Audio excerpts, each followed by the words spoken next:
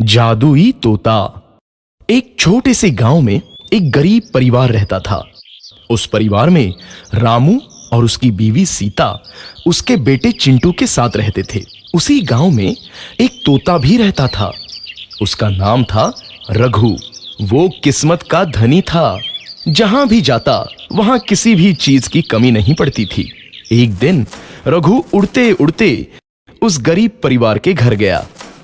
रघु सोचता है, अरे वाह, लगता है यहाँ आज बहुत अच्छा खाना मिलेगा। मैं पेट भर के खाऊंगा। वो एक कटोरी में रखे अमरूद देखता है। अरे वाह, अमरूद मुझे तो ये बहुत पसंद है। मैं तो इसे पेट भर के खाऊंगा। अचानक इतना कैसे रघु बदल तोता गया? अमरूद खाने अभी ही तक लगता तो है। सब कुछ अच्छा चल रहा था। रामू कहता है, लगता है भगवान हम पर रूठ गए हैं। चिंटू भी कहता है। लगता है अब मुझे खिलौने भी नहीं मिलेंगे। मुझे और परेशान कर रहा है।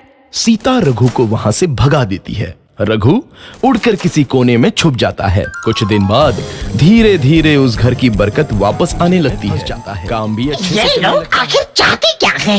एक तोते को शांति से अमरूद खाने क्यों नहीं देते? मैं कौन सा चोरी कर रहा हूँ?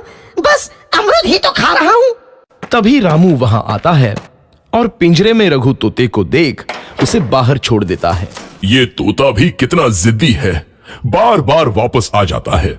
जैसे ही रामू रघु को छोड़ देता है, अगले दिन से फिर से उनके घर की बरकत जाने लगती है। काम में घाटा होता है।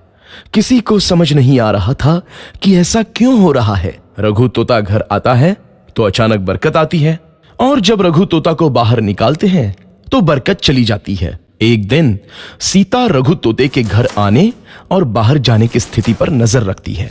ये तोता जब भी घर आता है तो घर में बरकत आती है, और जैसे ही ये घर से बाहर जाता है तो उसी के साथ बरकत भी चली जाती है।